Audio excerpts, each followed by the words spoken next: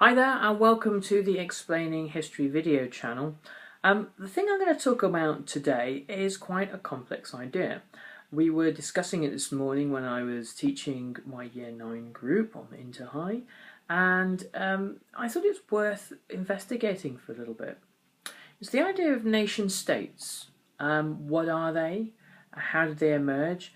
And what relevance do they have to us now? Well, a nation state is, a meeting of nations and statehood.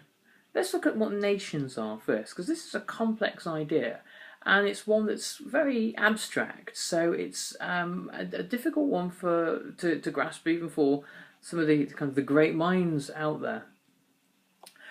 A nation used to be easily definable.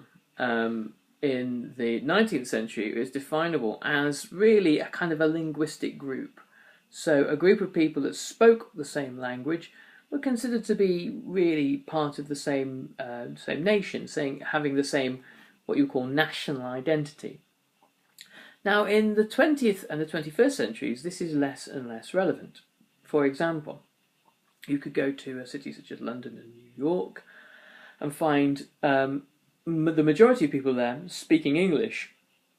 But whether the majority of people there identify with being English or being British or being citizens of Britain is a very different question. You might find people, well, you will definitely find people in London from all over the world, and they guaranteed will have, perhaps to some extent, a sense of themselves as being British, but a great many of them will view themselves as being Japanese or Nigerian or Finnish or Dutch, or having a wide range of different feelings about their own cultural identity, where they're from and that kind of thing. So perhaps a more useful way of thinking about what makes a nation is thinking about the stories that make a nation.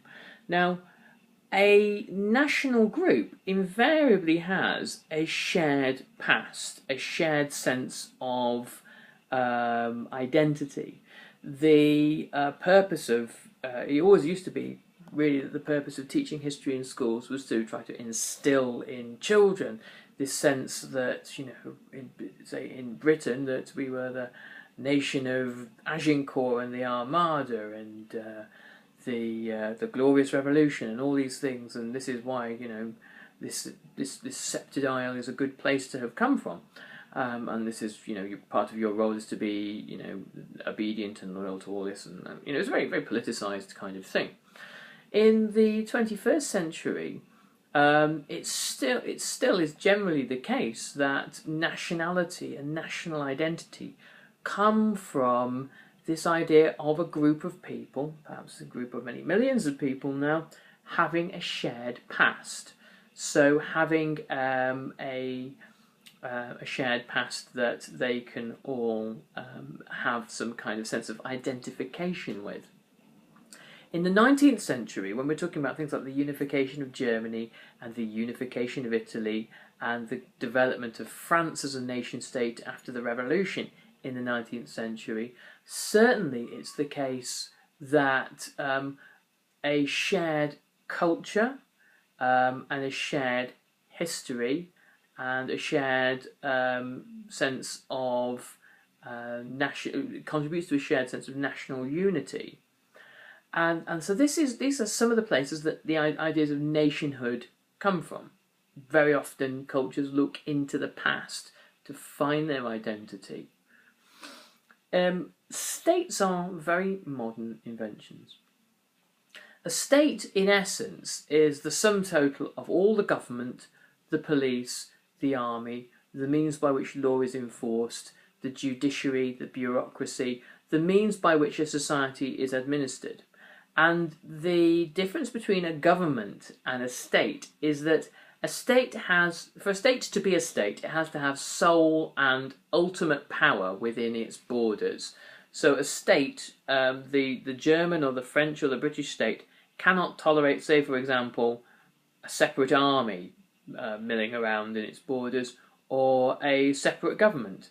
When a separate government and a separate army established themselves in 1861 in the United States of America, you have a civil war. So a state and a nation, when these things combine, they become a nation state. So when you get these things put together, you have a state, a government that has sole power within a set of national borders, such as the new German Empire that emerges after the Franco-Prussian War. And that state is there to uphold the idea of Germanness, of the interests of the German people, of the continued dominance of the German people in Europe. So a nation state is a meeting of these two things, and it is where the ideas of nationhood, of the specialness, the uniqueness, the greatness of a particular people, which is what nationalism always tends to kind of come up with, is incorporated into the state. Anyway, I hope you found that useful, and I'll catch you very shortly on the next video that I'm just about to do.